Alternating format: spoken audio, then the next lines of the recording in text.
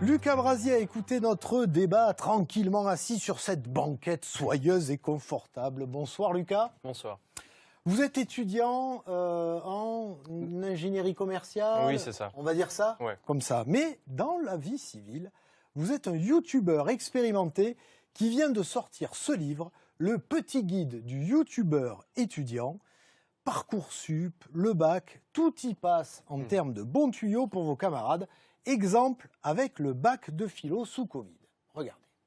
J'ai envie de vous dire, c'est d'y aller et de vivre ça vraiment comme une première épreuve concrète. C'est-à-dire que vous avez eu beaucoup d'épreuves qui ont été annulées, beaucoup qui ont été repoussées. Vous n'avez jamais trop eu l'expérience, à part le brevet, mais bon, on ne va pas compter le brevet, d'un vrai examen. Enfin, si, on peut compter le brevet comme un vrai examen, mais vous voyez, le baccalauréat, c'est quand même un peu plus complexe, un peu plus varié, un peu plus dense. Donc vraiment, essayez de prendre cette épreuve au sérieux. Je sais que ça peut paraître difficile parce que vous avez déjà, pour la plupart, validé votre bac. Je crois que j'ai vu, il y a 90% des élèves qui ont validé déjà leur bac avec les 1000 points du contrôle continu. Enfin, vous savez mieux que moi sur ce point-là, mais en tout cas, ce que je veux vous dire, c'est prenez cette épreuve au sérieux. Allez-y comme si c'était vraiment la seule note que vous alliez avoir et donnez le maximum. Alors, il y a eu le Covid, mais tout ça sur fond de réforme. C'est ça. Donc, ça n'a pas été simple pour les étudiants. Les deux ont été combinés en effet. Ouais. Et donc, il a fallu expliquer. C'est un peu ce que vous avez fait, vous. C'est ça, sur la chaîne YouTube, oui, j'ai fait pas mal de vidéos sur Parcoursup, le grand oral, exactement aussi le bac de philosophie, pour un peu accompagner les lycéens. Il y en avait beaucoup qui étaient largués quand même, hein, je pense. Entre les réformes et le Covid, c'est vrai que ça simplifiait pas les choses, oui.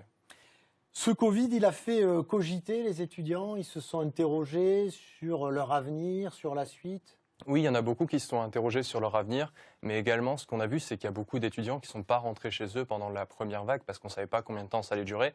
Et donc il y en a beaucoup qui se retrouvaient seuls, isolés dans des 10-15 mètres carrés.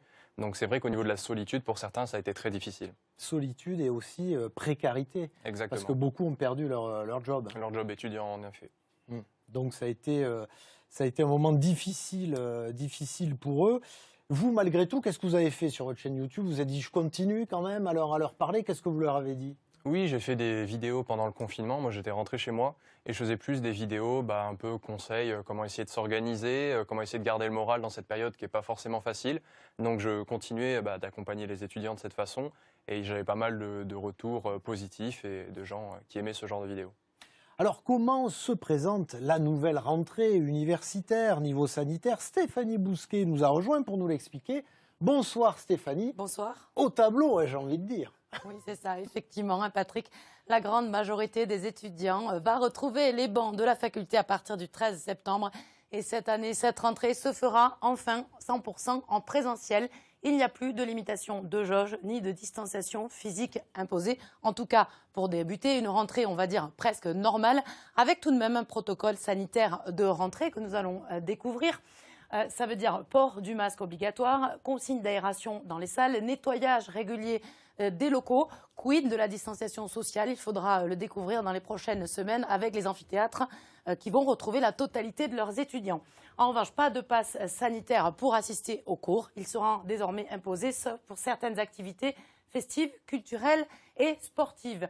Un mot, si un étudiant déclaré positif au Covid, il va devoir s'isoler pendant 7 jours. Les cas contacts aussi et suivre les cours à distance. En revanche, s'il y a plus de 3 cas positifs au Covid-19 dans une unité, seuls les étudiants vaccinés n'auront pas à s'isoler. Merci Stéphanie.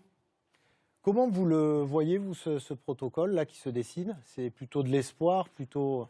C'est vrai que c'est de l'espoir parce qu'on commence à voir peut-être une porte de sortie. Et on espère que ça va continuer à s'améliorer dans ce sens-là. Il y a des histoires de distanciation sociale qui est en moins.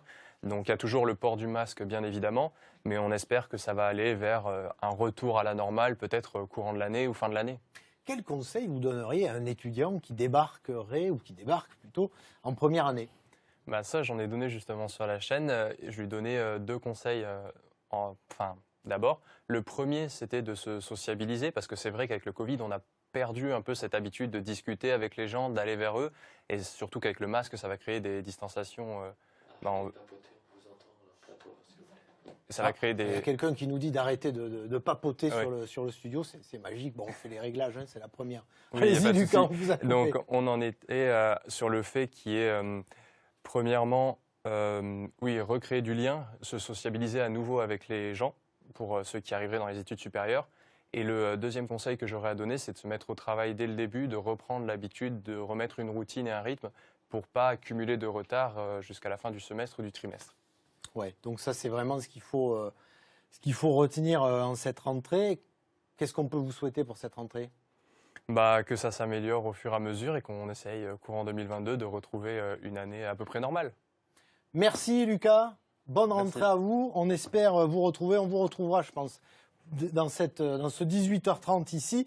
Merci à vous de nous avoir suivis. Merci à l'ensemble des équipes techniques sous l'amicale direction de Charles Dubois pour avoir réalisé ce plateau magnifique qui nous a accueillis. Demain, on parle environnement et pollution automobile. Tout de suite, la météo.